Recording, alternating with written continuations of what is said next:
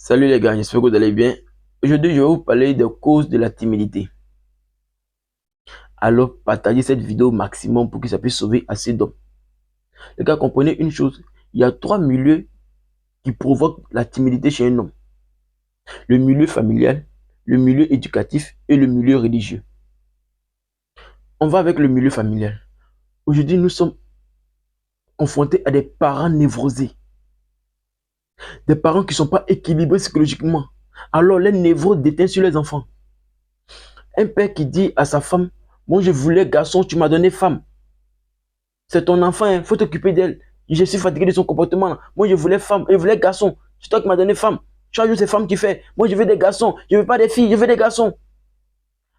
Un père qui tient ce genre de propos-là, sous le fait de la colère, il a un discours avec sa femme et il tient ce genre de propos-là. Et je vous ai dit, le subconscient que le ça se nourrit des émotions. Alors, quand tu es en colère, l'émotion que tu dégages, qui est l'émotion de colère, ton subconscient qui est inconscient se nourrit de ça. Et plus il se nourrit de ça, plus il t'envoie des idées atroces à dire encore pour blesser cette personne à qui tu parles. Alors, et supposons que ta fille est derrière la porte, elle entend tes propos, que tu ne veux pas d'elle, tu voulais un garçon, elle est venue femme, ce qui veut dire que tu ne veux pas de ta fille. Donc, il y a un rejet, tu rejettes ta fille.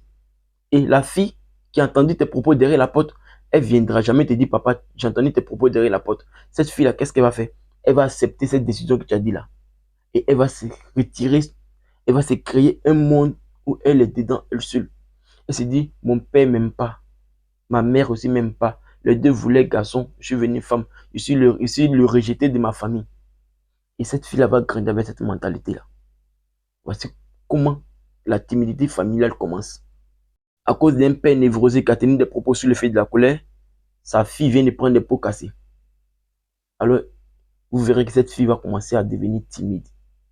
Elle serait différente des autres filles, des autres enfants. Elle va rester dans son coin. Et le père, ayant oublié ces propos-là, il va pas savoir pourquoi sa fille est timide. Au contraire, il va la gronder. Toi, tu es quel genre d'enfant? Tes amis là s'amusent, tes camarades sont comme ça. Toi, tu es dans ton coin. Tu es quel genre d'enfant même? Pourquoi tu es différent de tes autres soeurs, de tes autres frères aussi? Quand on dit venez ici, toi, tu es bizarre. D'autres, mais tellement que les névroses sont fortes, ils vont pas frapper l'enfant timide. Ils frappent son enfant parce que son enfant est timide. Oh, c'est lui qui a rendu l'enfant timide à cause de ses propos, des névrosés. Le deuxième milieu, que le milieu éducatif. Aujourd'hui, les enfants sont confrontés à des éducateurs névrosés aussi. Des éducateurs frustrés, des maîtresses frustrées, des professeurs frustrés. Alors, quand ils éduquent vos enfants, ils ont des propos qu'ils disent à vos enfants qui rendent vos enfants timides. Bon, je prends un exemple, mon propre exemple de ma petite soeur. Sa maîtresse lui a dit qu'elle était sorcière. Et ses collègues, ses camarades de classe lui ont dit sorcière, sorcière. Ils l'ont poursuivi avec ça de l'école jusqu'à la maison. Et quand elle est arrivée à la maison en pleurs, ma mère lui a dit, mais il y a quoi? Elle me dit, ma maîtresse dit que je suis sorcière. Mais la maîtresse, elle pense que pourquoi jamais dit ça à un autre enfant encore que tu es sorcière. Maintenant, supposons que les enfants n'avaient pas eu ma petite soeur de sorcière jusqu'à chez elle à la maison. Et que la moquerie s'était juste limitée à l'école. On l'avait juste traité de sorcière à l'école. Quel serait été l'état psychologique de ma petite soeur? Sa maîtresse lui a dit qu'elle est sorcière. Et la petite va accepter le fait qu'elle est sorcière. Elle va rentrer à la maison, elle ne va pas dire à quelqu'un que sa maîtresse lui a dit qu'elle est sorcière. Et voici comment la névrose commence. Et la timidité commence chez la petite.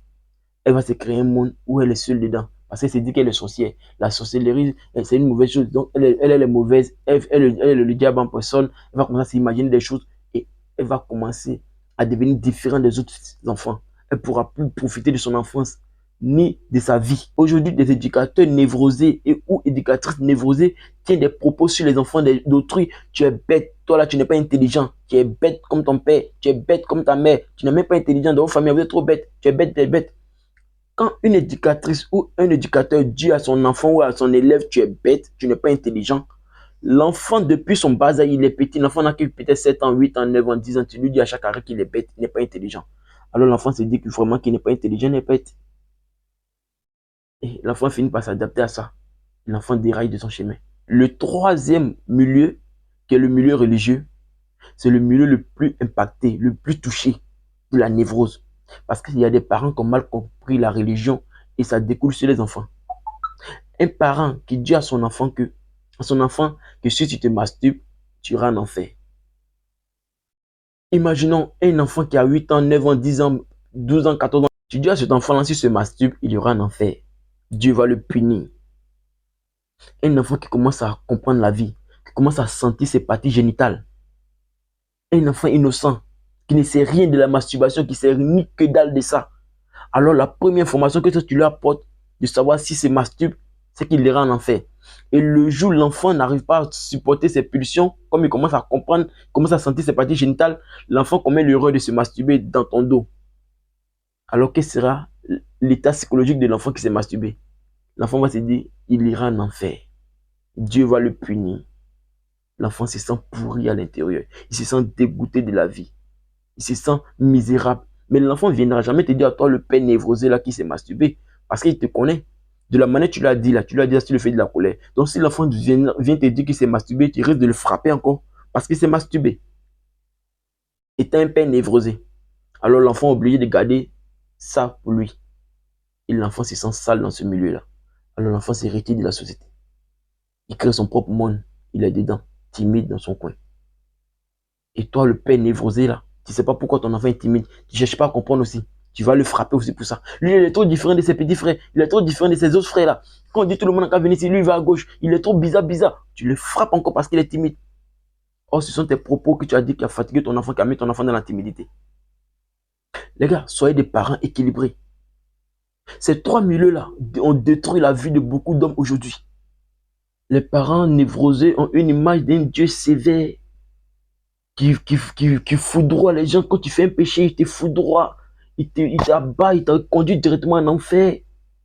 Et l'enfant, il est dans une peur immense où il se dit directement qu'il ira en enfer.